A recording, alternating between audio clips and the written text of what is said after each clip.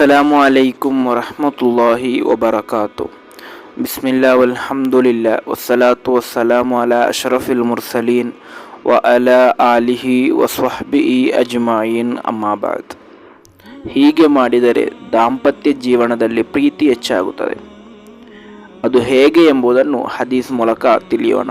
ಇಮಾಮ್ ಬುಖಾರಿ ರಲಿಯಲ್ಲಾಹು ಅನ್ಹು ರವರು ವರದಿ ಮಾಡಿದಂತಹ ಹದೀಸ್, ಅಬಿ ಹುರೈರಾ ರಲಿಯಲ್ಲಾಹು ಅನ್ಹು ರವರಿಂದ ನಿವೇದನೆ, ನಬಿ ಸಲ್ಲಲ್ಲಾಹು ಅಲೈಹಿ ವಸಲ್ಲಮ ಯಕೂಲು, ಪ್ರವಾದಿ ಸಲ್ಲಲ್ಲಾಹು ಅಲೈಹಿ ವಸಲ್ಲಮರು ಹೇಳಿದರು, ತಹಾದು, ನೀವು ಹದಿಯ ನೀಡಿರಿ, ನೀವು ಗಿಫ್ಟ್ ನೀಡಿರಿ.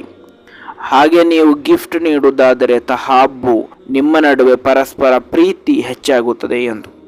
ಅಂದರೆ ದಾಂಪತ್ಯ ಜೀವನದಲ್ಲಿ ಪತ್ನಿಗೆ ಅಥವಾ ಪತಿಗೆ ಹದಿಯ ನೀಡುವುದರಿಂದ ಅವರ ನಡುವೆ ಪ್ರೀತಿ ಜಾಸ್ತಿ ಆಗುತ್ತದೆ ಎಂದು. ಸಾಮಾನ್ಯವಾಗಿ ಮಕ್ಕಳಿಗೋ ಅಥವಾ ಗೆಳೆಯರಿಗೋ ಕುಟುಂಬಸ್ಥರಿಗೋ ಹದಿಯ ನೀಡುವಂತಹ ಸ್ವಭಾವ ನಮಗಿರಬಹುದು.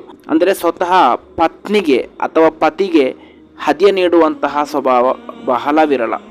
ಆದ್ದರಿಂದ ಆ ಒಂದು ಸ್ವಭಾವವನ್ನು ನಾವು ಬೆಳೆಸುವುದಾದರೆ ಖಂಡಿತವಾಗಿಯೂ ದಾಂಪತ್ಯ ಜೀವನದಲ್ಲಿ ಪ್ರೀತಿ ಹೆಚ್ಚಾಗುತ್ತದೆ. ಅದು ಬೆಲೆ ಬಾಳುವಂತಹ ವಸ್ತು ಕೊಡಬೇಕೆಂದಿಲ್ಲ.